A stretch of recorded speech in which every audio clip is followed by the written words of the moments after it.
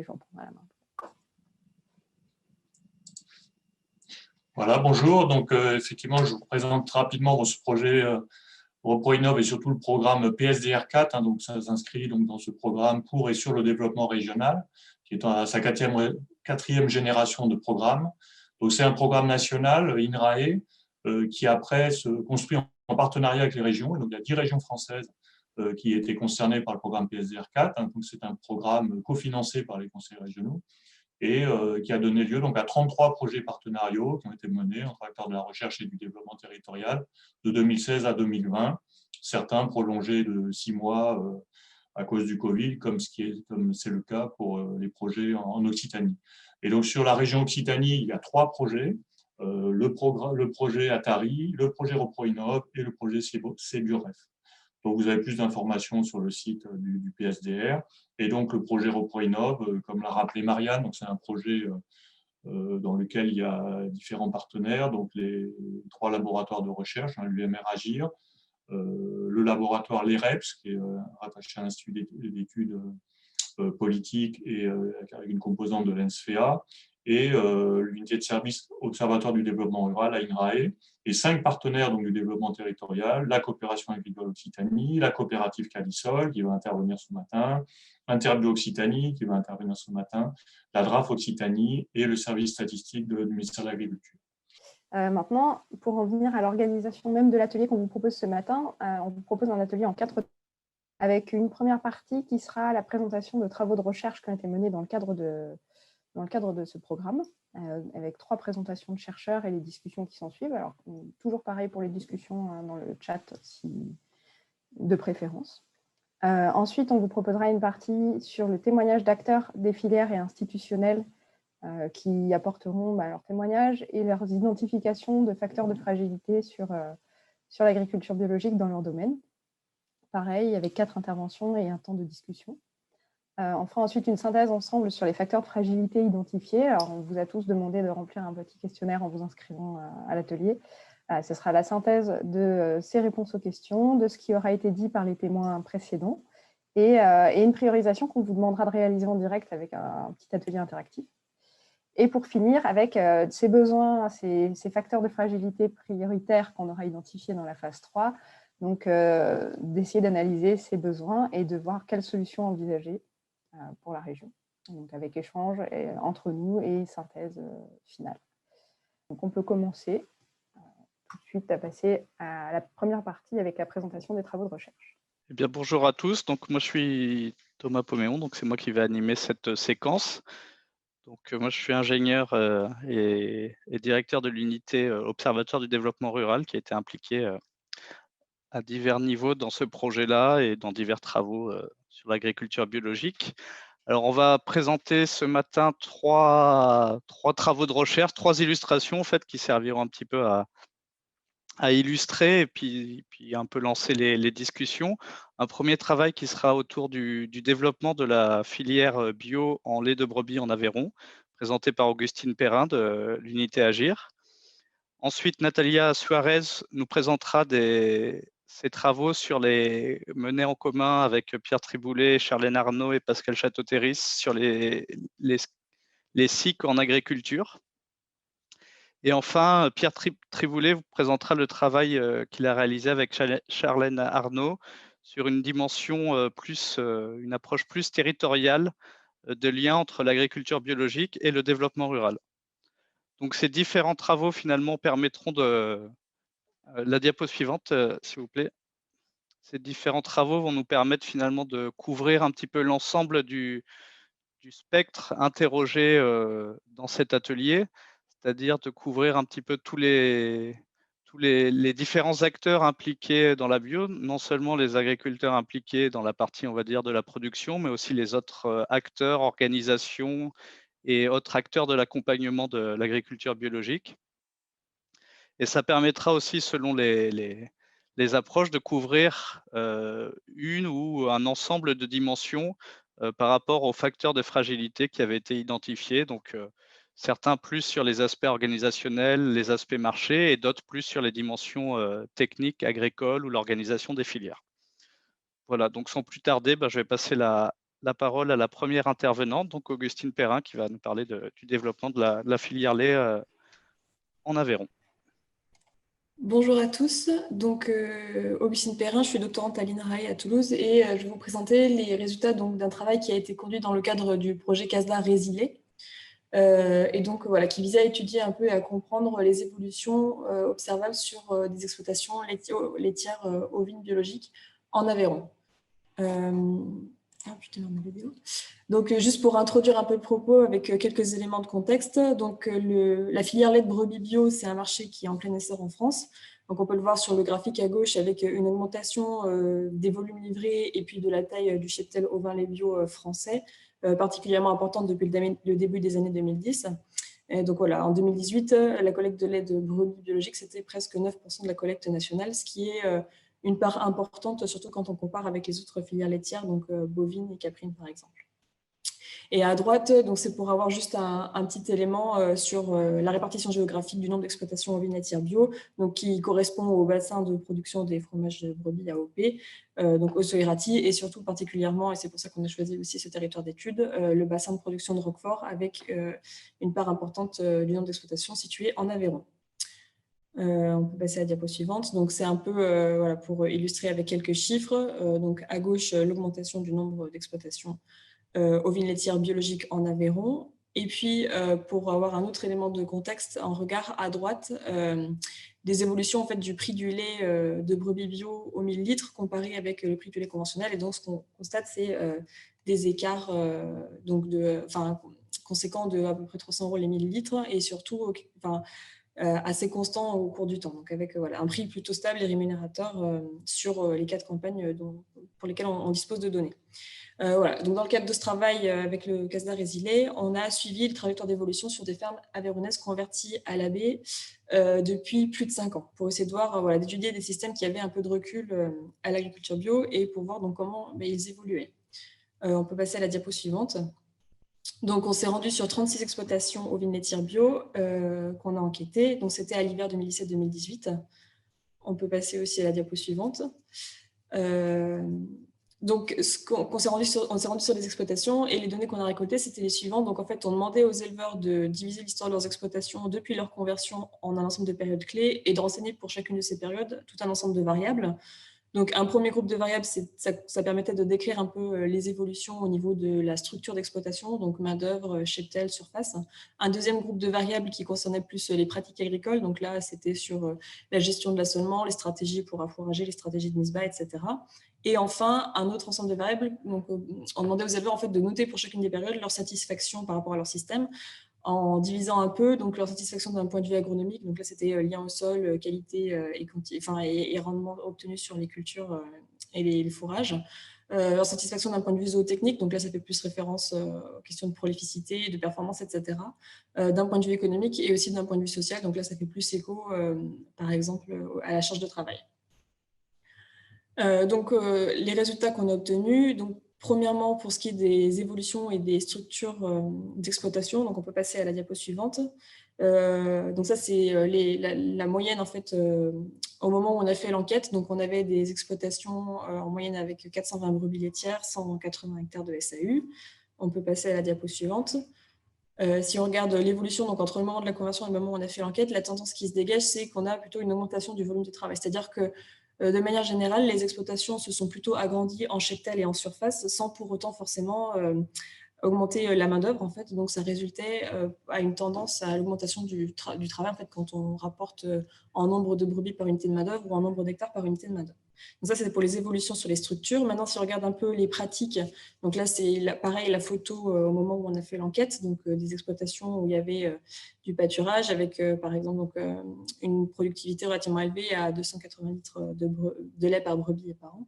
Et si on regarde au niveau de l'évolution, la tendance qui se dégage pour ces pratiques, c'est une tendance à l'augmentation de la productivité individuelle des brebis, avec en moyenne, pour les exploitations qu'on avait, une tendance à augmenter d'environ 4 litres par brebis par an pour ce qui est de la productivité individuelle.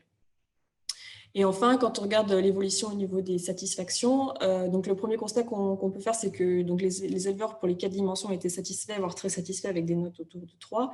Et ce qui a attiré notre attention, c'est que c'était la satisfaction économique qui avait le poids le plus important pour les éleveurs, avec une note moyenne de 3,28. Et le graphique à droite, il montre un peu l'évolution entre, si on fait une moyenne au moment de la conversion et une moyenne 5 ans ou plus tard, enfin, donc en tout cas au moment où on a fait l'enquête. Et ce qu'on constate, c'est qu'on a plutôt une augmentation de la satisfaction, même si on partait de notes qui étaient déjà relativement hautes et qu'il y a une forte variabilité entre les exploitations.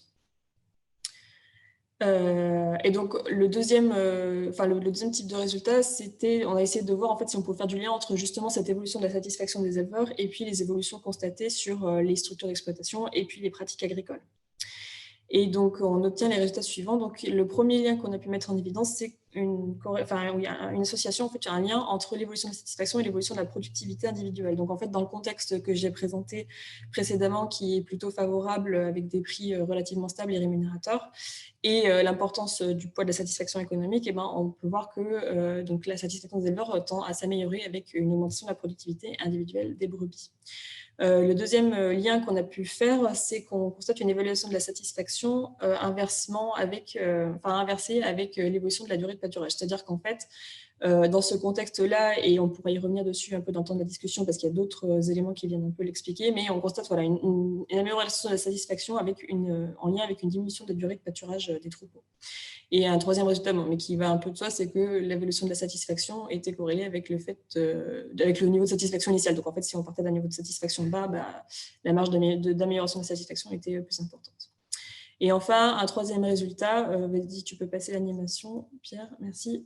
C'est un peu moins prononcé, on pouvait aussi faire un lien entre l'évolution de la satisfaction et le fait de décaler un peu les dates de mise bas, mais qu'on peut aussi mettre en lien avec le contexte et le prix du lait.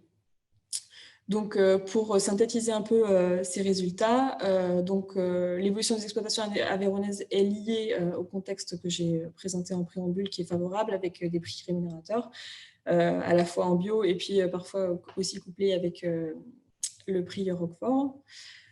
La recherche de productivité individuelle des brebis, donc elle est à mettre en lien avec ce prix du lait justement élevé. Et bon, du coup, ça pose la question, enfin les évolutions observées, notamment sur la durée de pâturage, posent un peu la question de l'autonomie alimentaire des exploitations. Et après, donc, juste pour nuancer un peu le propos, cette étude, donc, elle permettait de regarder un peu les évolutions à l'échelle de l'exploitation en prenant en compte un ensemble de variables assez conséquents. Et il y a peut-être un biais d'optimisme dans les résultats, puisque justement, du fait du contexte qui est favorable aux éleveurs, on n'a pas forcément de considération de la part de ceux-ci d'une évolution de la conjoncture qui serait peut-être moins favorable, avec peut-être des prix, par exemple, de l'aliment qui flamberaient, ou au contraire, un prix du lait qui diminuerait. Donc voilà pour les résultats du projet Casdar Résilé sur les élevages ovins lait bio. Il y a des résultats qui sont similaires, qui ont été conduits, qui sont différents, mais le type d'études est similaire, qui ont été conduits sur des élevages bovins lait bio.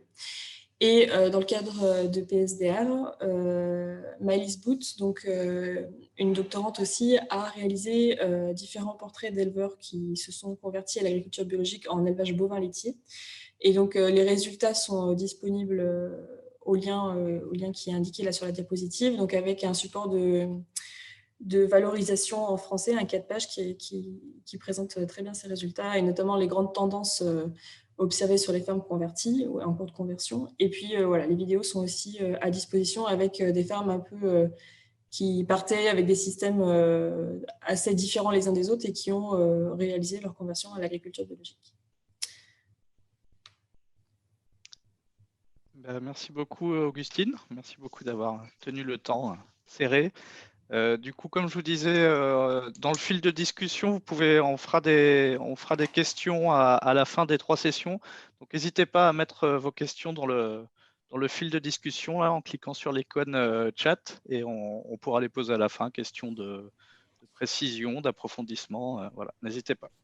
Donc, je passe la parole maintenant à Natalia sur les sociétés coopératives et le lien avec la bio. Bon, bonjour à tout le monde. Je suis Natalia Suarez, je suis chercheuse en sociologie à l'INRAE à Toulouse. Et ma présentation concerne les résultats obtenus de mon stage de fin d'études dans le projet SICAGRI, cofinancé par l'INRAE et le labo LAVEX SMS, sous la direction de Pierre Triboulet, Pascal Chatouterres et Charlène Arnaud. Ce projet vise à discuter le modèle organisationnel de la SIC et ses impacts territoriaux dans le secteur agricole. Et d'abord, les SIC sont des sociétés coopératives d'intérêt collectif multisociétariales à vocation sociale.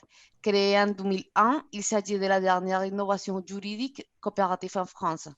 Cette recherche a pu constater d'abord l'intérêt fort des des coopératives d'utilisation de matériel agricole, les CUMA, pour cette innovation coopérative multisociétariale en raison de la nécessité d'ouvrir un nouvel panorama dans le monde coopératif. D'après les recherches de Thomas et d'autres auteurs, il existe très peu d'informations sur les SIC dans le monde agricole.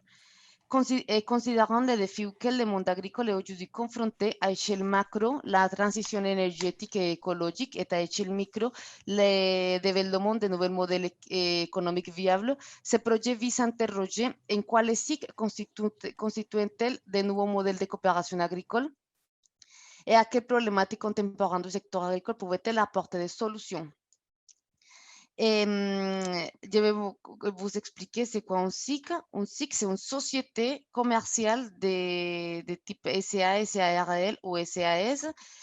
Et c'est une coopérative, ça veut dire qu'il doit respecter les principes coopératifs d'un voix égale un vote et que la réserve de la coopérative doit être impartageable dans le cas de la SIC jusqu'à les 50% d'intérêt collectif. Ça veut dire qu'il doit reprendre un projet en commun pour multipartenariat à caractère d'utilité sociale.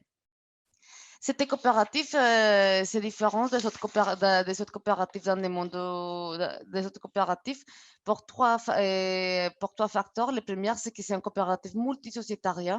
Ça veut dire qu'il rompt avec les principes d'homogénéité et doit rassembler une pluralité de membres coopérateurs, tels que les agriculteurs, les salariés, les collectivités publiques et les citoyens. C'est une société d'intérêt collectif. Et ça veut dire qu'après de répondre aux besoins de ses membres, il doit répondre aussi à un plus large public des associés et de la société. C'est une coopérative d'ancrée au territoire. Ça veut dire que la SIC est un outil de développement local rassemblant une diversité d'acteurs du territoire. Pour répondre aux objectifs du projet SICAGRI, et aux premières questions de recherche, nous avons fait d'abord une analyse de la presse avec le logiciel Iramutech pour caractériser les grandes tendances de publication thématiques, temporelles et spatiales sur les SIC et une revue de littérature sur les thématiques agricoles identifiées.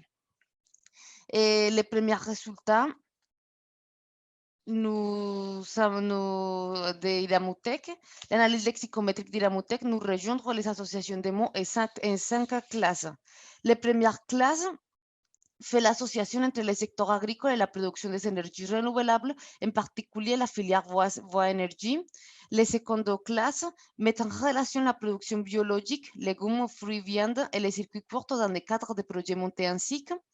Les troisième classe associe l'organisation d'événements autour des SIC et la quatrième classe concerne aux questions relatives au statut et aux moyens de financement des projets SIC. La cinquième classe met en relation les modalités pour l'installation des néo-ruraux et l'accès des fonciers agricoles à travers les SIC. De ces premiers résultats, on a identifié les tendances de publication temporelles et géographiques. Et les tendances de publication temporelle nous montrent qu'avant de 2010 entre 2010 et 2013, les publications se sont concentrées sur les énergies renouvelables, en particulier bois énergie. Dans les dernières années, de 2017 à 2020, les tendances de publication sont principalement concentrées sur le développement des circuits courts. Et les résultats de l'analyse géographique nous montrent que les publications concentrées au secteur de bois énergie sont principalement publiées dans le nord de la France et les publications concernant le développement des circuits courts et l'aide à l'installation sont principalement situées dans le sud-ouest et dans le secteur national. Et pour continuer, la revue de littérature nous a permis d'identifier 4 problématiques agricoles auxquelles le statut multisociétariat des SIC peut répondre. La première, c'est l'installation de nouveaux agriculteurs Et aujourd'hui en France, un agriculteur sur trois n'est pas renouvelé. Et par l'intermédiaire du SIC, différentes collectivités s'organisent pour former les nouvelles générations afin qu'ils puissent s'installer plus rapidement et avoir accès aux terres agricoles. La deuxième, c'est l'accès au foncier. Et le secteur agricole est aujourd'hui confronté à une diminution consécutive des surfaces agricoles en raison de l'extension du périmètre urbain et de la capitalisation des terres. Par l'intermédiaire des SIC, divers acteurs publics et privés cherchent des moyens d'acheter les terres agricoles et de les mettre au service des nouvelles générations. Le troisième et le quatrième qui se rejoindront, c'est le développement des circuits courts de production, de transformation, de commercialisation des produits agricoles, dont la plupart sont labellisés bio.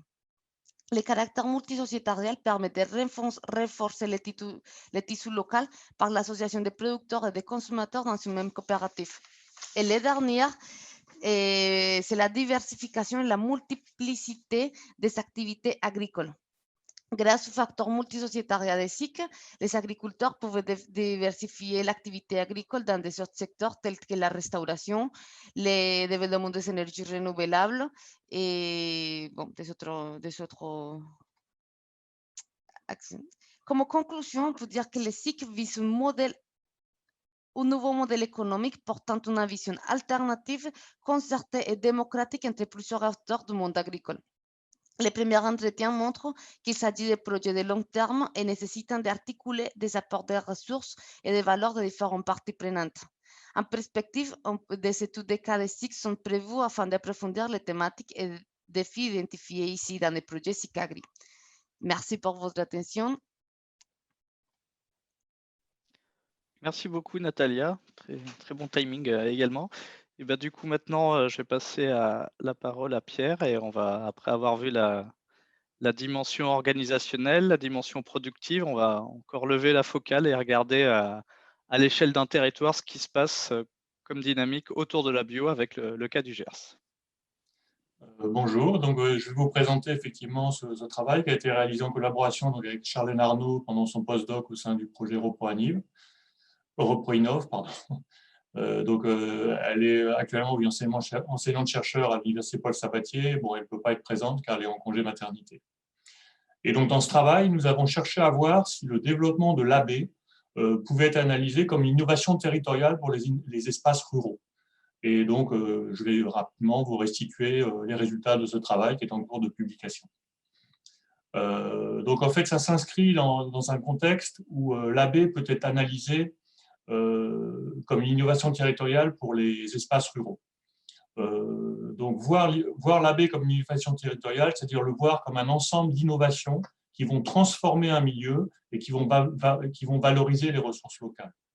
En effet, l'AB, elle est vue comme un régime de production plus durable, hein, avec un intérêt croissant des institutions et de la société pour ce modèle de production, et qui repose donc sur une remise en cause du modèle d'agriculture conventionnelle et sur la question de l'AB comme contribuant au développement rural.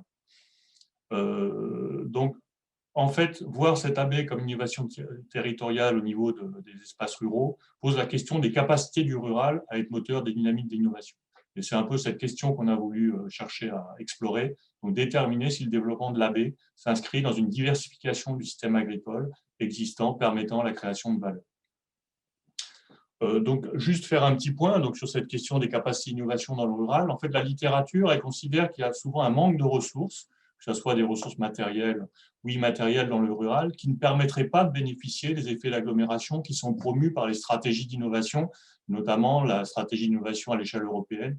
Il y a une stratégie basée sur ce qu'on appelle la spécialisation intelligente et qui repose sur un double processus, c'est-à-dire qu'il y a de l'autodécouverte par les acteurs économiques, hein, dans une logique de transformation du système, et de priorisation stratégique par les acteurs institutionnels qui accompagnent donc ce processus d'autodécouverte. Et nous, ce que nous proposons pour le rural, justement, c'est cette entrée par l'innovation territoriale, comme capacité à combiner différentes formes d'innovation. Aussi, un autre regard en disant que finalement, le secteur agricole est encore très présent dans le rural, et l'AB peut être vue donc, comme une diversification du système agricole conventionnel. Et enfin, l'existence de capacités d'ancrage en milieu rural notamment parce qu'on sait que les travaux ont montré qu'on peut mobiliser plus fortement les réseaux et qu'il y a souvent beaucoup de ressources locales, et en plus, ces ressources sont plus larges que les ressources strictement agricoles. Et donc, pour aborder ça, on a proposé donc une étude de cas pour mettre en évidence ces logiques de mise en réseau des acteurs et des espaces, et une étude de cas donc basée sur l'étude du département Gers, le département Gers étant le premier département bio de France, avec aujourd'hui près de 25% des surfaces qui sont passées en bio. Donc, on a réalisé 25 entretiens donc, auprès de 3 catégories d'acteurs, les organisations publiques, des auxiliaires des politiques publiques, comme les chambres d'agriculture, les interprofessions, la coopération agricole, etc., et des acteurs économiques, donc des coopératives, des entreprises de négoce et d'autres entreprises, et aussi donc, au niveau des coopératives, que ce soit des administrateurs, donc agriculteurs, ou des salariés, avec deux guides d'entretien, donc du coup, un pour les acteurs publics, un pour les acteurs économiques. Donc, les résultats en trois diapos. Donc, le premier résultat, est-ce qu'il y a cette logique de transformation et de découverte par les acteurs économiques? Alors, en fait, effectivement, elle est aujourd'hui portée par un ensemble d'acteurs, mais elle est quand même née au départ, comme elle a été beaucoup portée quand même au départ par les agriculteurs. Le deuxième élément, c'est qu'effectivement, on a bien une transformation, une évolution des pratiques, des connaissances et des technologies liées au passage à l'agriculture biologique.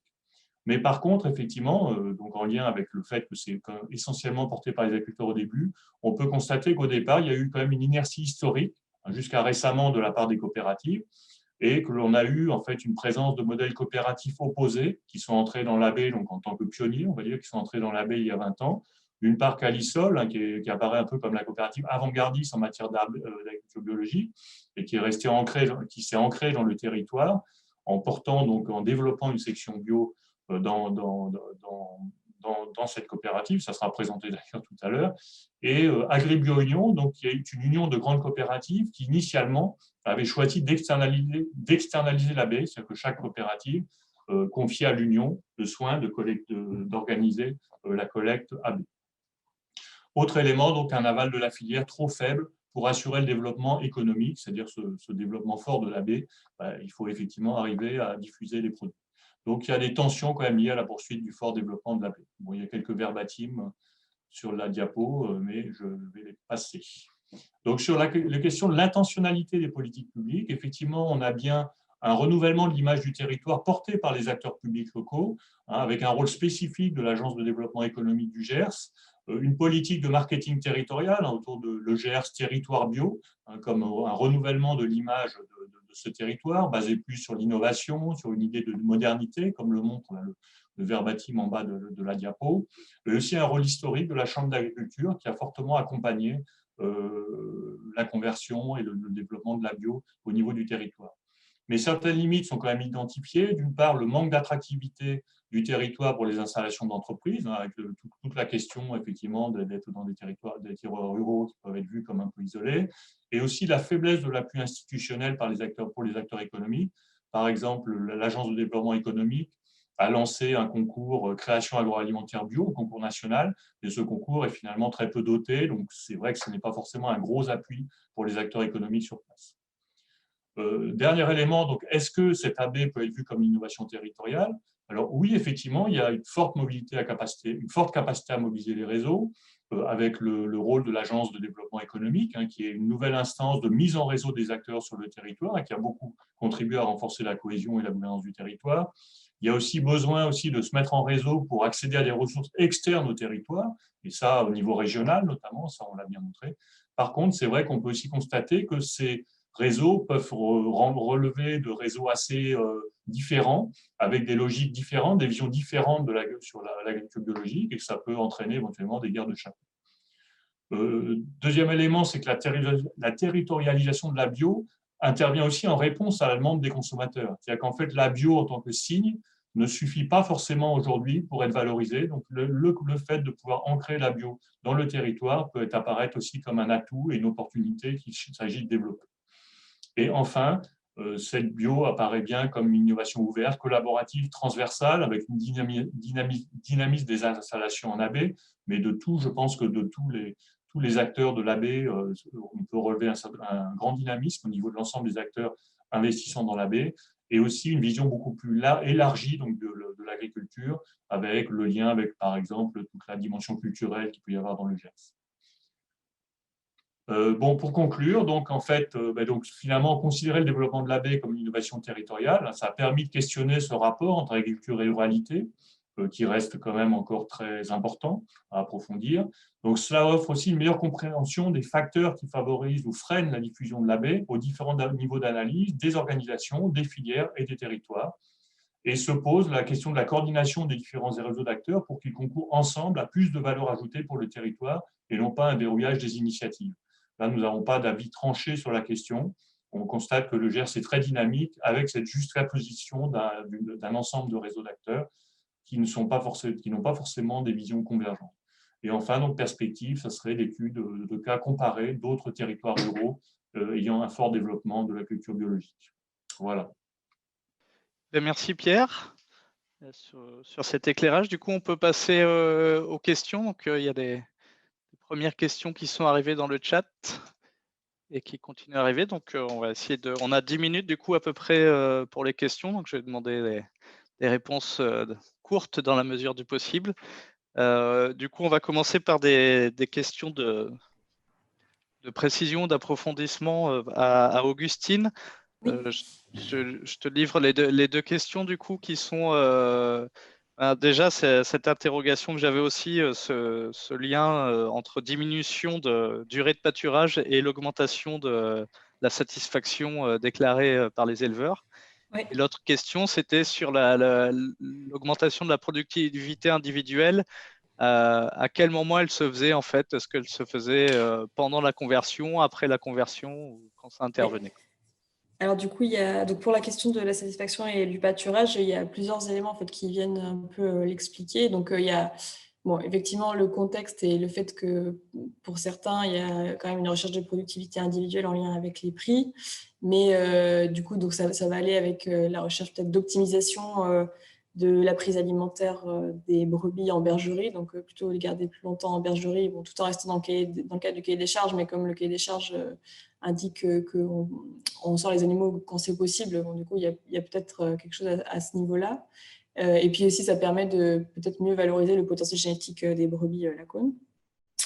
Et après, il faut aussi nuancer un peu ce propos-là, parce que c'est vrai que le fait de chercher la productivité individuelle, par exemple avec le maintien en bergerie, on peut faire le lien, et ça, parce que c'est un résultat qui a aussi fait pas mal qui a été discuté en fait avec des éleveurs. Et c'est vrai que dans le contexte actuel où il y a des sécheresses, notamment en Aveyron, de plus en plus fréquentes et de plus en plus intenses, ça devient en fait difficile tout simplement de sortir les brebis à certaines périodes de l'année. Et donc du coup, on produit mieux et plus, entre guillemets, si on laisse les brebis à la bergerie. Et enfin, il y a un troisième élément aussi qui joue là-dessus, sur le fait de diminuer le pâturage et en tirer une plus grande satisfaction, c'est que pour certains élevages, dont certains qui ont été enquêtés, il y a la question du retour du loup sur les plateaux. Et donc, dans ces conditions-là, c'est aussi plus aisé, enfin en tout cas, ça incite plus à garder un peu les brebis à la bergerie plutôt que les sortir au pâturage. Donc voilà pour cette question du lien entre la satisfaction et la durée de pâturage. Et après, pour ce qui est de l'évolution de la productivité individuelle, effectivement, ce qui joue pas mal, c'est qu'en fait, on a des exploitations sur les 36 avec des reculs plus ou moins importants. Enfin, la consigne pour l'échantillonnage, c'était qu'on ait des fermes qui soient converties depuis 5 ans ou plus. Mais du coup, on se retrouve avec des exploitations qui sont converties pour la plus ancienne depuis 86, depuis 86 et pour la plus récente, du coup, dans les années 2010. Et donc, c'est vrai que, par exemple, pour l'exploitation convertie en 86, on a une augmentation du volume, enfin de la productivité individuelle, on va dire, mais qui est aussi liée justement aux questions de l'évolution de la génétique du troupeau, par exemple, et ce qui amène du coup des augmentations assez conséquentes. Parce que par exemple, là, je regardais rapidement les chiffres sur notre échantillon, et il y a une ferme qui passe d'une moyenne de 230 litres par brebis à 330 litres en une petite vingtaine d'années. Donc c'est vrai que du coup, en fonction des fermes, il y a des évolutions qui sont plus ou moins drastiques et plus ou moins conséquentes sur la productivité individuelle des brebis. Merci beaucoup.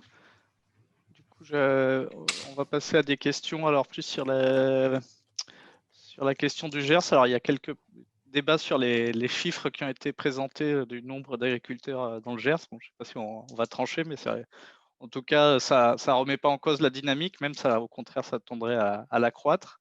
Et du coup, en lien avec ça, peut-être la question sur le pourquoi, finalement, dans le Gers, il y a eu cette dynamique-là et pas dans d'autres départements, et notamment d'autres départements d'Occitanie. Est-ce que vous avez des éléments là-dessus?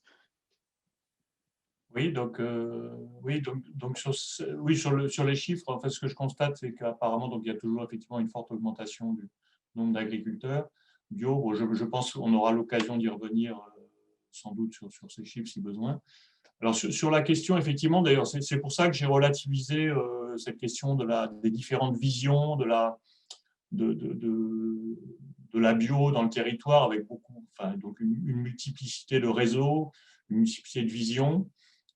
Qui est des fois vu comme un frein et des fois vu comme un levier. Donc c'est un peu compliqué parce qu'effectivement, certains acteurs vont dire aujourd'hui, vu ce développement très important, il faut qu'on ait des outils plus gros et mutualisés parce que sinon, on n'arrivera pas à écouler toute cette production. À l'inverse, il y a toujours ce dynamisme qui est lié à une multiplicité de structures. Et c'est vrai que ça, c'est compliqué d'avoir un avis tranché sur la question. Le Gers, c'est pas que sur la bio, hein, sur l'ensemble, sur son dynamisme agricole, a toujours interrogé, parce qu'il est toujours resté un peu à part, il y a toujours beaucoup plus d'acteurs, c'est-à-dire ça a moins fusionné que dans d'autres territoires. Il y a toujours beaucoup d'acteurs qui interviennent sur ce territoire, et on pose souvent le constat qu'il faudrait qu'il y ait une vision plus intégrés, on va dire que les acteurs se coordonnent plus, mais en même temps, si c'est pour fusionner, pour qu'il n'y ait plus qu'un acteur sur le Gers, ce n'est pas forcément non plus la solution. Donc du coup, ça reste toujours cité comme un laboratoire un peu expérimental. Voilà, donc c'est un constat. Je crois que l'idée justement d'avoir une petite structure qui peuvent interagir, qui peuvent échanger, qui peuvent se positionner sur des projets un peu différents, ça peut être un facteur d'explication qui fait que c'est toujours aussi dynamique. Merci. Et du coup, pour passer peut-être alors plus par rapport à une remarque d'Anne Glandière par rapport au niveau plus micro sur une coopérative, sur l'exemple de Calisol, où elle dit que finalement, d'après elle, ce sont surtout finalement les adhérents bio de la coopérative qui ont porté les investissements et que ce n'a pas été la coopérative, en tout cas dans un premier temps, dans son ensemble. Est-ce que tu as une réponse par rapport à ça? Et peut-être que Natalia aussi pourrait rebondir là-dessus par rapport à dans les cycles, justement, est-ce qu'il y a vraiment une mutualisation des efforts et des ressources, ou est-ce que finalement il y a une décision collective avec des consommateurs, des producteurs, etc., mais que c'est un peu les mêmes qui mettent les ressources, c'est-à-dire les acteurs productifs et pas forcément les autres? Oui, alors donc c'est vrai que l'intervention porte sur le côté internalisation, externalisation. Bon, c'est des termes pas faciles à utiliser. Alors, on a utilisé le terme externalisation pour montrer que les coopératives conventionnelles, et notamment c'était plutôt les grosses coopératives conventionnelles, quand elles ont commencé à voir qu'il y avait des adhérents qui voulaient se convertir en bio, qu'elles ne voulaient pas les perdre, elles n'ont pas fait le choix d'ouvrir une collecte en bio dans leur structure, elles ont fait le choix de créer une union, enfin d'adhérer à une union et que ce soit l'union qui porte le développement de la bio. Donc c'est juste pour ça que je parlais de Calisol comme un autre modèle, puisque eux ont effectivement décidé de développer, enfin, la section bio s'est développée au sein de Calisol. Après, je pense qu'Alain pourra mieux répondre que moi, Alain Laribaud, donc, qui va intervenir tout à l'heure. Donc, je préfère le laisser répondre tout à l'heure. Il aura sûrement l'occasion de mieux revenir là-dessus. Et par contre, de passer la parole à Natalia pour qu'elle puisse répondre sur le côté que tu viens de soulever, là, cette dimension collective. Et puis après, je pense qu'il faudra passer à la session suivante. Et dans la SIC, c'est l'intérêt collectif qui répond aux besoins de ses membres. Ça veut dire si c'est les décisions collectives qui prennent les associés dans la coopérative pour choisir si vous voulez être un bio ou pas.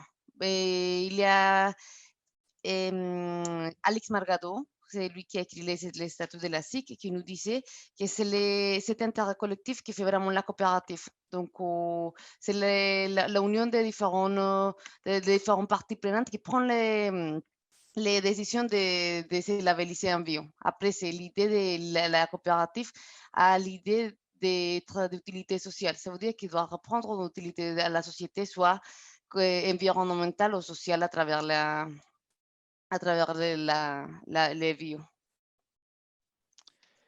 Eh bien, merci beaucoup. Bah, comme souvent, c'est un peu frustrant parce que c'est toujours trop court.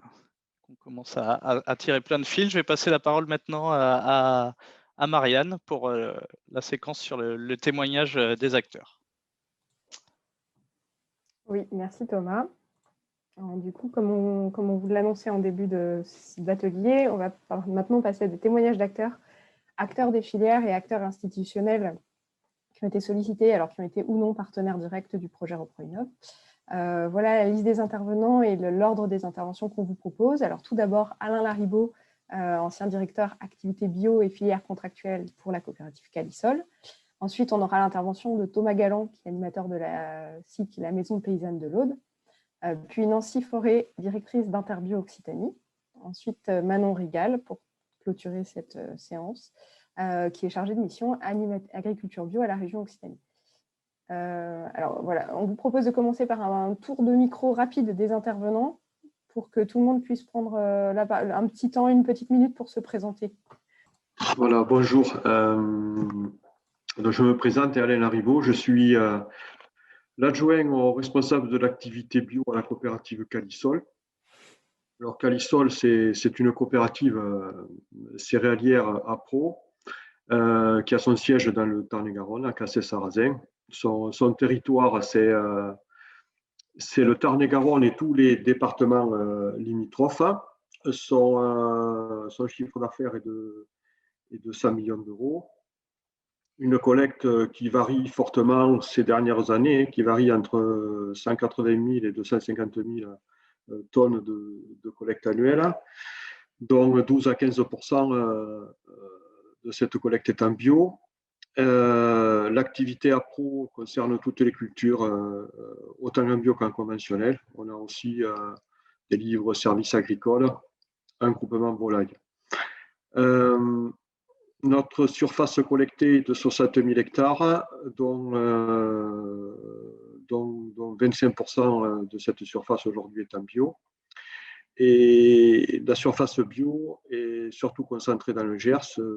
Sur ces fameux 25 %, 70 % sont localisés dans le Gers.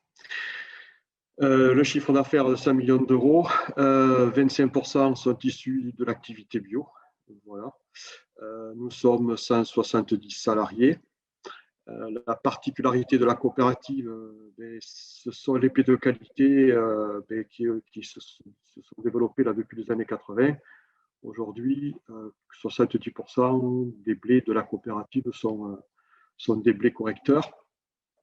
Deuxième particularité, c'est l'implication dans le bio depuis 2000, avec en 2002 la première collecte significative.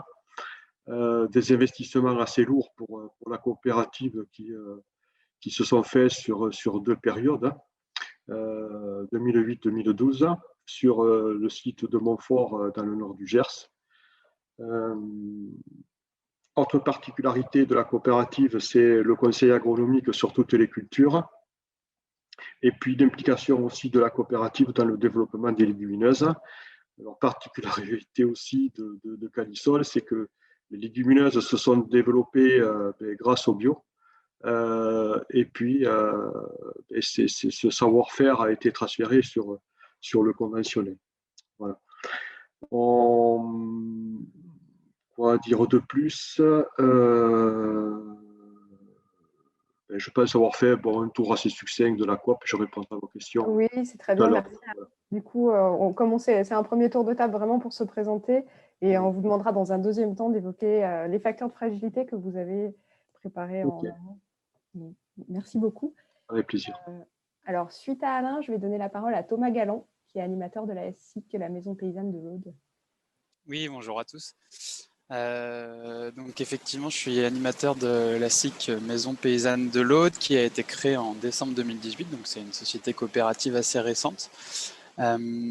C'est une société qui, à la base, regroupe les structures fondatrices qui sont plutôt des structures de développement agricole et de développement de l'agriculture paysanne, on va dire, qui se regroupent plus généralement, peut-être vous connaissez plus le réseau Impact à l'échelle régionale.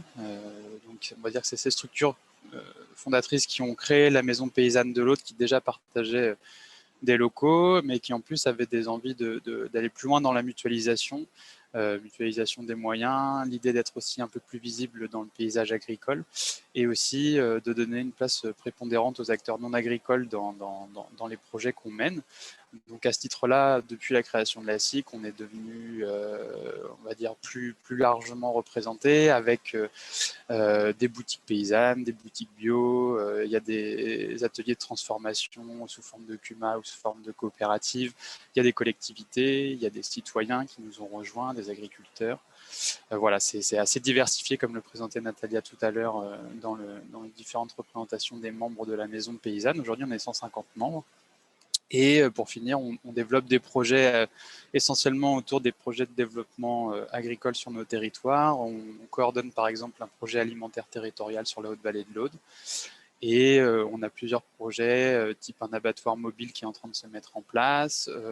On a soutenu, et j'en parlerai un petit peu tout à l'heure, une épicerie paysanne ambulante durant la période de confinement, ou alors on travaille par exemple encore sur la filière de réutilisation du verre, en essayant de faire revenir cet usage sur le territoire audois. Voilà.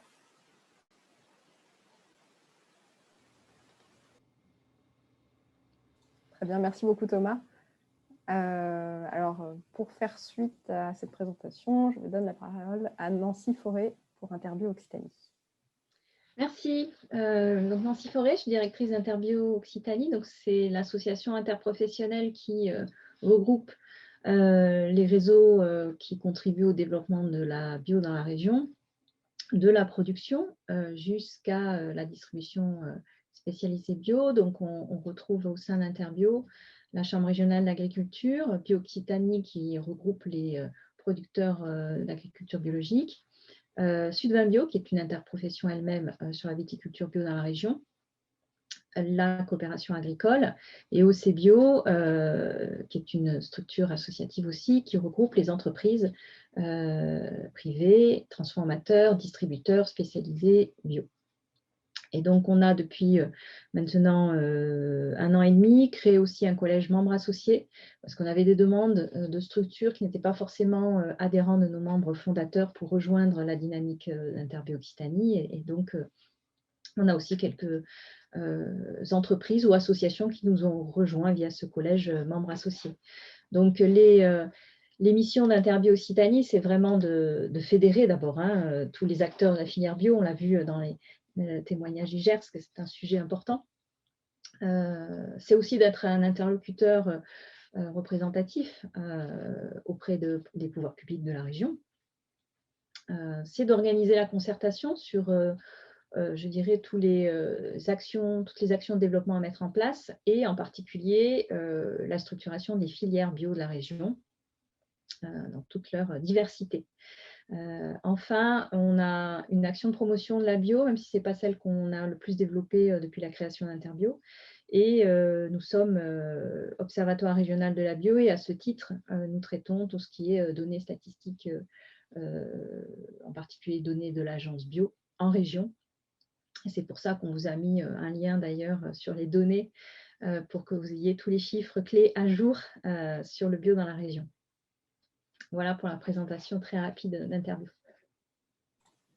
Merci Nancy. Et donc pour clore ce premier tour de table de présentation rapide, je passe la parole à Manon Rigal pour la région Occitanie. Merci Marianne. Bonjour à tous. Donc moi je suis chargée de mission bio à la région Occitanie. Donc, dans ce cadre, je coordonne la mise en œuvre du plan bio, donc le plan d'intervention de la région, qui regroupe 4 dispositifs. Un dispositif d'accompagnement à la structuration de filières, de l'expérimentation en agriculture biologique, un dispositif aussi de soutien aux investissements des exploitations en agriculture biologique et un accompagnement au moment de la conversion par un diagnostic technique et économique, le Pass Expertise Bio.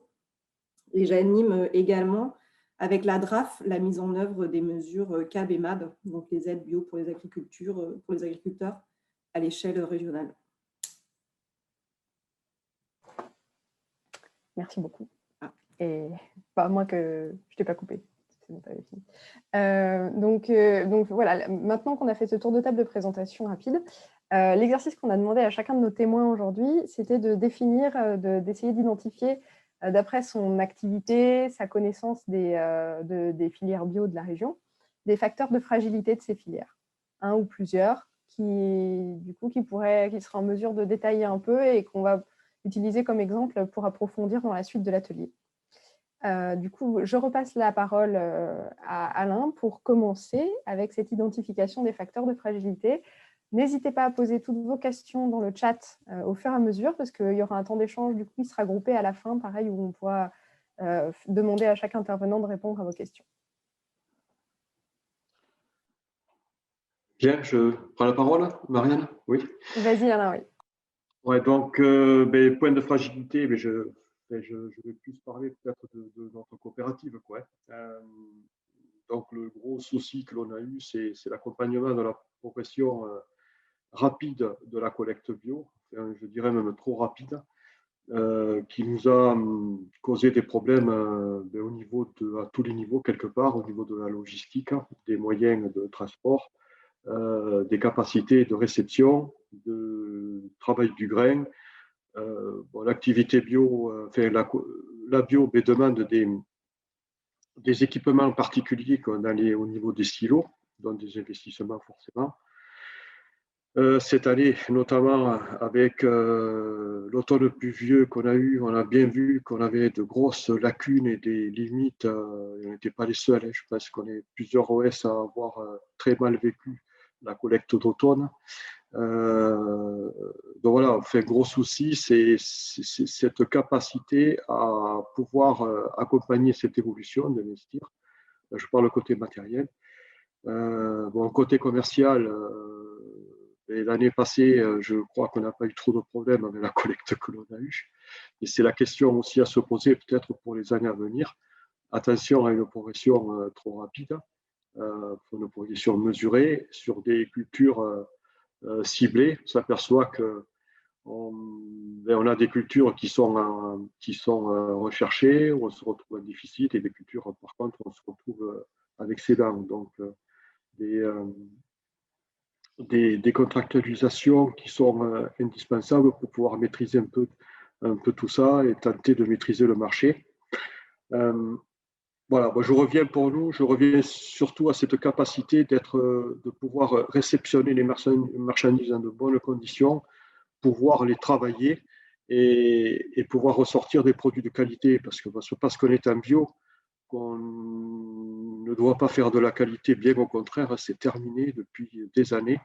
Aujourd'hui, on est soumis aux mêmes conditions commerciales, qualité, normes, mycotoxines, analyse de qualité, je ne vois aucune différence entre le bio et le conventionnel. Peut-être même plus encore aujourd'hui dans le bio, l'exigence est encore plus importante en qualité et devient encore plus exigeante en bio qu'en conventionnel. Voilà. Donc ça, pour nous, c'est le souci du moment. Ensuite, on est parti avec notre marque Monbio sur la vente. On est allé le plus en amont possible pour capter de la plus-value. Et ça, c'est pas facile non plus. On a eu pas mal de soucis pour pouvoir répondre à de la demande, répondre à des gros groupes de distribution, et ça demande des investissements. Donc, on a beaucoup investi sur la partie triage pour arriver à des qualités, des qualités commerciales et qui nous sont exigées par ces groupements de distribution. On s'est retrouvé toujours dans le fameux goulot d'étranglement. C'est-à-dire, à un moment donné, ça s'est fait, voilà, c'est la collecte, ensuite c'est le triage, Et puis, le dernier goulot d'étranglement, ça a été l'outil de transformation, l'outil de conditionnement, pardon, pour pouvoir avoir des cadences de conditionnement suffisamment importantes pour là aussi pouvoir répondre à des volumes importants. Voilà, enfin, à l'autre niveau, je parle là que pour mon entreprise, quoi. Voilà, enfin, moi, les limites aujourd'hui, je les trouve sur la partie équipement, organisation, parce qu'il ne suffit pas d'avoir des outils, il faut avoir aussi des hommes pour les faire fonctionner. Et c'est aussi important que le choix de l'outil, quoi. Voilà. Très bien, merci Alain. Donc Nancy, je te passe la parole, même exercice, donc identifier les facteurs de fragilité que tu vois depuis l'interview. Merci. Je vais plutôt illustrer par rapport à la grille que vous nous aviez proposée des thématiques des facteurs de fragilité par quelques exemples, parce que voilà, la bio est une filière diverse, comme je le disais tout à l'heure. Donc, il y a, et je vais rebondir sur le témoignage d'Alain Haribo, je pense qu'il y a aujourd'hui en bio, comme dans d'autres filières, même si la demande tire beaucoup par la demande des consommateurs et du marché, une fragilité de l'équilibre entre l'offre et la demande qui est indispensable pour qu'on puisse maintenir des prix rémunérateurs et un partage de la valeur intéressant pour tous les acteurs de cette filière bio. Et on voit à quel point c'est fragile, parce qu'on a déjà eu des cas. Je vais prendre juste 2 exemples. Quand en 2019, la grande distribution a commencé à faire des grosses promotions sur le lait biologique, forcément, ça a interpellé tous les producteurs qui voyaient dans cette filière bio à la fois une réponse à leur souhait de produire différemment, mais aussi, et on l'a vu avec le lait en ovin, des résultats économiques intéressants. Donc, cet équilibre offre-demande, elle est vraiment importante. On a aujourd'hui aussi en grande culture, on commence à avoir des tensions parce que la bio se développe et c'est très bien. Elle se développe aussi dans d'autres régions qui peuvent avoir des coûts de production inférieurs aux nôtres en grande culture. Donc, ça forcément, ça questionne la production dans notre région. Et puis, le dernier exemple, avec là, pour le coup, un vrai risque de décertification éventuellement de producteurs, c'est en élevage bovin, ou dans notre région, les éleveurs qui font du bovin bio n'ont pas forcément un débouché qui leur permet de valoriser leurs animaux en bio. Donc, ça pose question. Donc, la bio n'est pas à l'écart, je dirais, de cette nécessité de bien travailler l'équilibre entre l'offre et la demande pour que la valorisation existe toujours. Et puis, même si Thomas, on ne l'a pas beaucoup entendu, le deuxième sujet que je voulais aborder, c'était la question et le questionnement des consommateurs. En effet, on voit qu'il y a sur certaines catégories de consommateurs des interrogations sur la bio parce que finalement, les gens ne connaissent pas bien le cahier des charges et ne connaissent pas bien ce que garantit la bio. Il peut y avoir des fois, du coup, des écarts entre ce que les gens imaginent et la réalité de ce que garantit le cahier des charges bio. Donc, ça doit interroger tout le monde. L'ancrage territorial. Le cahier des charges bio ne garantit pas une origine. Voilà, donc c'est aujourd'hui une question avec cette demande montante des consommateurs de l'ancrage territorial de ce qu'ils consomment. Et puis, on a la multiplication de démarches privées, type zéro résidu de pesticides, qui interpellent forcément, qui créent de la confusion aussi dans l'esprit des consommateurs. Et puis, la crise à venir, quand on parle de facteurs de fragilité, la crise dans laquelle on est, la crise à venir encore, interroge quel va être, je dirais, l'impact sur nos filières, une valeur refuge, c'est-à-dire que la consommation de bio peut être perçue comme quelque chose de très positif, ou au contraire, un coût qui fait que les consommateurs consomment moins bio. Voilà. Si on regarde le côté amont, sur tout ce qui est dispositif public, Manon l'a dit, il y a des dispositifs qui permettent de soutenir les producteurs bio. Aujourd'hui, on est en réforme de la politique agricole commune. Donc forcément, que vont devenir ces dispositifs dans la nouvelle réforme de la PAC? L'Union européenne affiche des objectifs dans son Green New Deal importants de développement de l'agriculture biologique. Et en même temps, dans certains documents issus de la Commission, on voit qu'il y a une remise en question des atouts ou des apports du secteur bio sur la biodiversité ou le changement climatique. Donc, là aussi, beaucoup d'incertitudes à venir. Et ce qui est sûr, c'est que ce sont des filières, parce qu'elles se développent beaucoup, qu'il faut organiser, ne pas laisser peut-être la loi du marché seule se faire si on veut garder cette valeur au sein de la filière. Donc, il faut des moyens d'accompagnement pour la structuration des filières bio. Il faut aussi des moyens sur l'expérimentation, parce que des verrous techniques en bio, en production, il y en a encore beaucoup. C'est difficile de faire de la bio sur certaines productions, et on sait que ça passera par la recherche et le développement et l'expérimentation terrain pour nous permettre d'avoir des solutions techniques adaptées à nos territoires. Voilà. Et donc, si je continue juste deux aspects rapidement. Le cadre réglementaire de l'Union fixé par le cahier des charges européen, c'est très positif parce que ça garantit à l'échelle européenne le même cahier des charges. Et j'en profite pour répondre à une des questions du chat, c'est que le cahier des charges de l'agriculture biologique, il est commun au niveau européen. Après, là, je pense qu'il y a une confusion, c'est que chaque pays a son guide de lecture où il essaie d'expliciter un peu plus le cahier des charges de façon à permettre à tous les acteurs de bien s'inscrire dans le cahier des charges. C'est peut-être là qu'il y a des fois des petites interprétations différentes. Alors, ce cadre réglementaire, il est très bien, mais pour tous ceux qui connaissent un peu les négociations européennes, il est difficilement adaptable, ou en tout cas pas dans un pas de temps court, ce qui peut nous interroger quand on sait que l'agriculture biologique a des défis importants à relever. L'un des plus importants, je pense, ça reste l'impact du changement climatique. Et avec un cahier des charges qui fixe des choses de manière durable et trop rigide, peut-être que ça pourrait nous poser problème. Et on a aussi des négociations européennes qui parfois ne tiennent pas compte des réalités de terrain. Dans la région, en ce moment, il y a beaucoup de débats sur l'impact de la réglementation européenne en élevage en particulier, parce que quand on vous dit le tout pâturage est la règle, ça pose question quand dans nos secteurs, on a des conditions parfois difficiles et que les animaux, on préfère, sur une période de leur vie, les élever à l'intérieur des bâtiments, avec des bâtiments adaptés à leur bien-être, mais à l'intérieur. Voilà. Et le dernier, c'est la dimension technique, c'est-à-dire est-ce qu'il y a des facteurs de fragilité? Oui. Comme je le disais, on a des impasses techniques en agriculture biologique. Le monilia en arboriculture pose énormément de difficultés pour la conservation des fruits.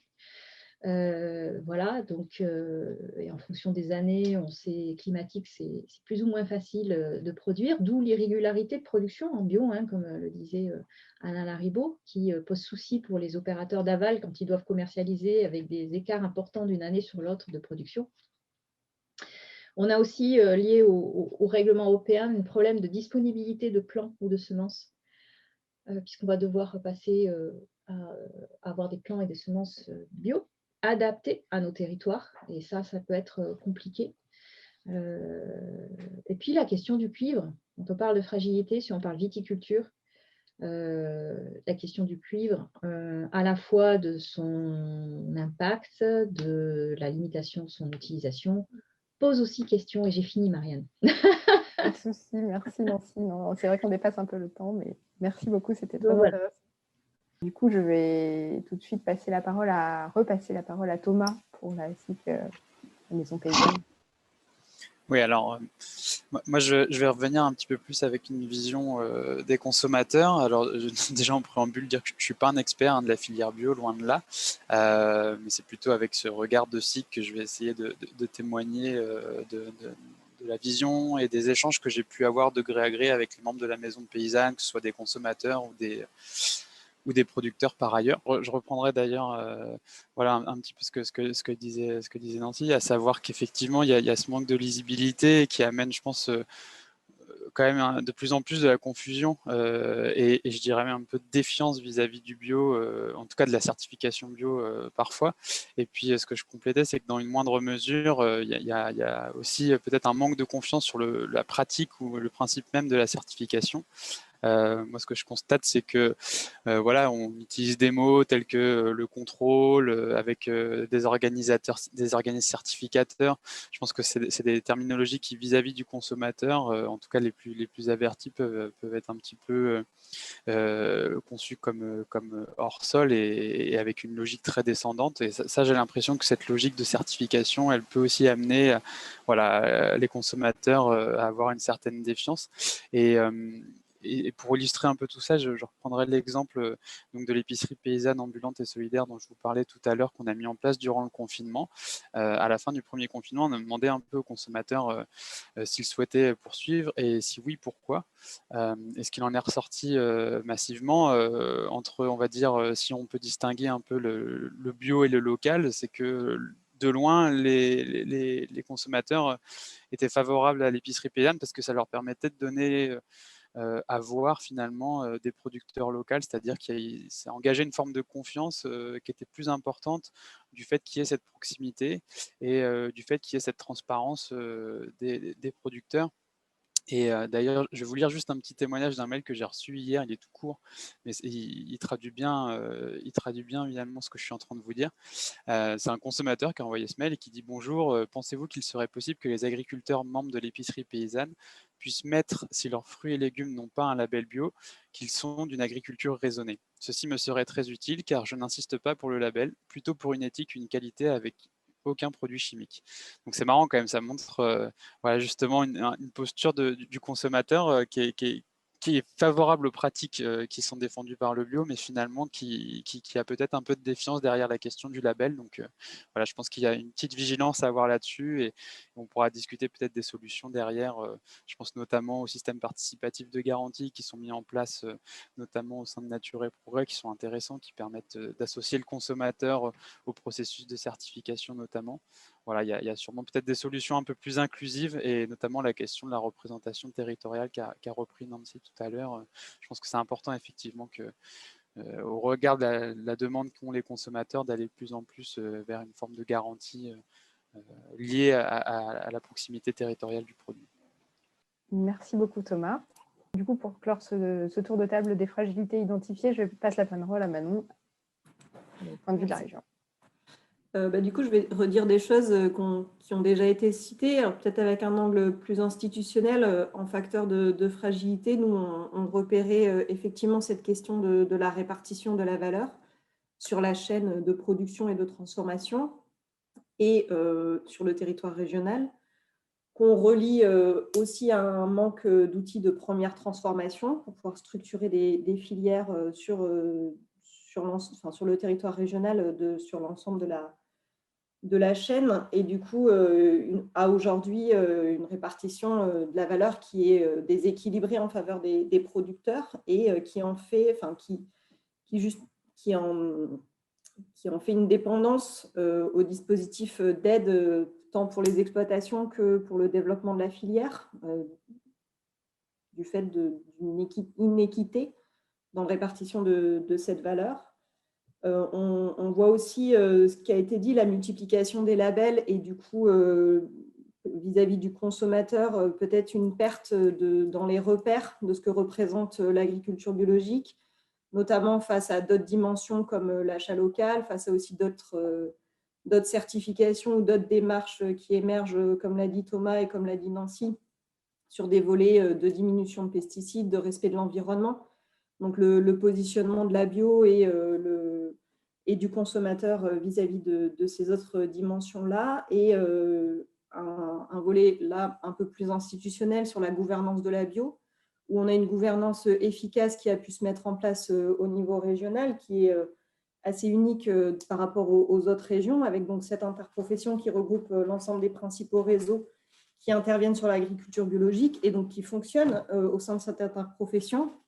Maintenant se pose aussi la question aujourd'hui du lien de cette gouvernance spécifique bio avec les autres instances agricoles et de comment est discutée la bio dans ces autres instances agricoles, de sa représentativité, notamment dans les différents plans qui se mettent en place dans les différentes filières, et de cette perception de la bio aussi par la filière conventionnelle, qui des fois la voit plus comme une défiance que comme une possibilité d'innovation ou de transfert de pratiques et de connaissances, et qui peut biaiser justement ces discussions dans ces autres instances agricoles de mise en concurrence des différentes agricultures.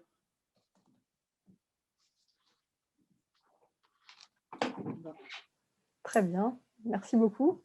Alors, ce que je vous propose maintenant, c'est peut-être tous les intervenants, vous pouvez rallumer vos caméras si vous voulez, parce qu'on va passer un petit temps de questions et il n'y a pas eu... N'hésitez pas à les poser directement dans le chat pour l'instant. Alors, si je reviens, donc il y a eu une question à laquelle on a un peu répondu de Cyril Pastor sur l'évolution de la bio par rapport aux différents cahiers des charges entre pays européens. Je pense que Nancy a répondu à cette question en disant qu'on avait un cahier des charges unique. Ensuite, on a eu une question sur l'impact de la loi Egalim sur le développement de la bio. Alors, qui veut se lancer pour répondre là-dessus? Question.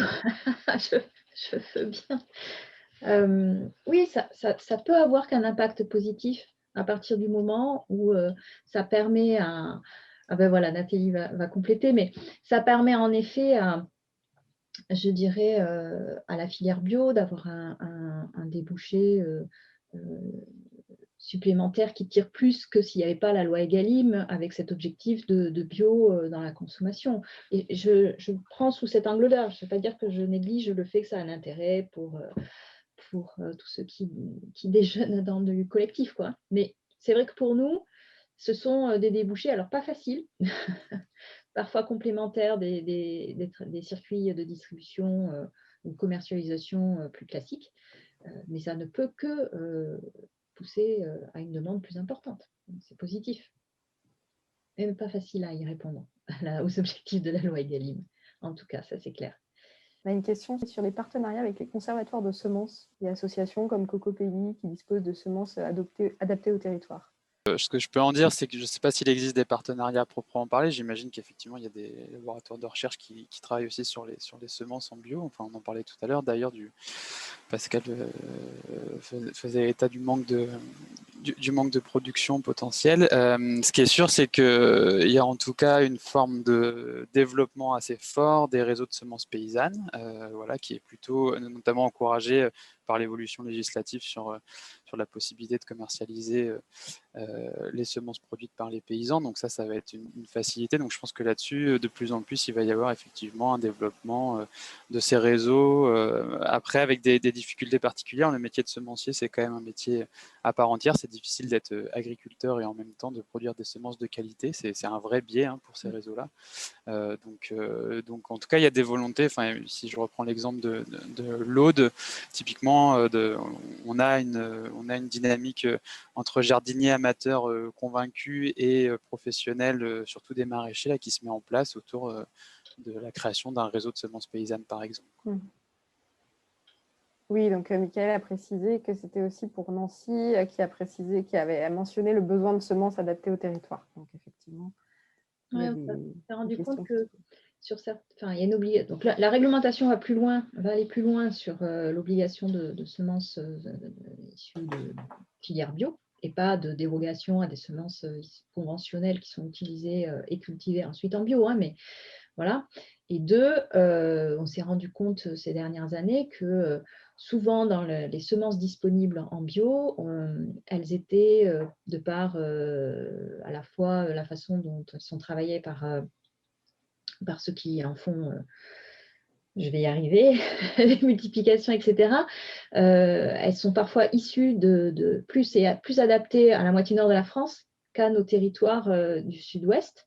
Et on a des années climatiques des fois compliquées et des particularités de notre climat qui font qu'elles ne sont pas toujours adaptées, avec des problèmes de semences trop précoces ou trop tardives. Enfin, voilà. Je ne rentrerai pas dans les détails techniques, mais il y a ce besoin qui est clairement exprimé par les agriculteurs d'avoir des semences adaptées à nos territoires. Alors que finalement, les obtenteurs ne sont pas forcément implantés chez nous. Très bien. Merci. Donc là, il y avait une question aussi de Nathalie Gauthier, si c'était possible de développer pourquoi la réforme de la PAC remet en question la bio sur la biodiversité et le changement climatique. Alors, je vais répondre très concrètement pourquoi j'ai dit ça, un peu de manière provocatrice. C'est parce que, en effet, on a le Green New Deal qui affiche 25% de bio, l'objectif, la réforme, l'un des objectifs de la nouvelle PAC. Et en même temps, j'ai eu accès à un document européen dans lequel sont comparés les atouts sur un certain nombre de grands enjeux des différents systèmes de production, document issu de la Commission européenne, et dans lequel la bio n'est absolument pas identifiée comme étant favorable à la préservation de la biodiversité et au changement climatique. Ça interroge. Voilà. Donc, on sait que dans les facteurs de fragilité de la bio, le cahier des charges garantit un certain nombre de choses. On sait que la pratique de la bio favorise la biodiversité par des études. Ce n'est pas forcément le cahier des charges qui le garantit. Je ne sais pas si je suis claire dans ce que je dis, c'est plus une conséquence du développement de la bio. Voilà. Et ça doit nous interroger, en tout cas, sur la perception qu'ont certains de l'agriculture biologique et de ses atouts quand on voit ce genre de documents européens circuler. C'était de même part un peu provocateur, voilà, très clairement. Ça ne veut pas dire que la réforme de la PAC remet en question, voilà, pour être très clair. Mais il y a quand même des interrogations qui doivent nous interpeller.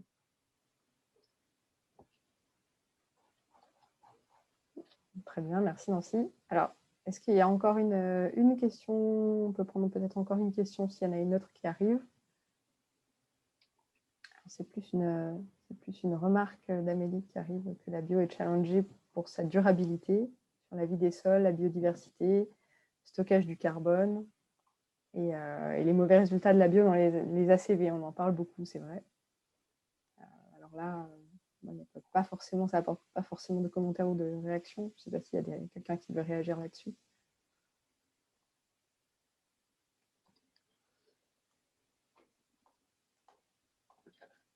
Il y a beaucoup de commentaires. Oui, oui, il y a des commentaires.